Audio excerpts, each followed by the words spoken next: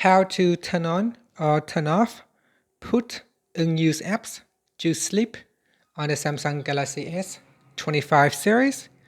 First, tap on the home button to return back to the home screen. Now from the home screen, swipe down at the top to open up quick settings. In here, tap on the settings icon. Next, we scroll down and then tap on battery. From here, tap on background usage limits.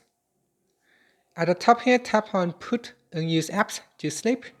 Tap on the toggle button to turn it on or switch it off. And that's it.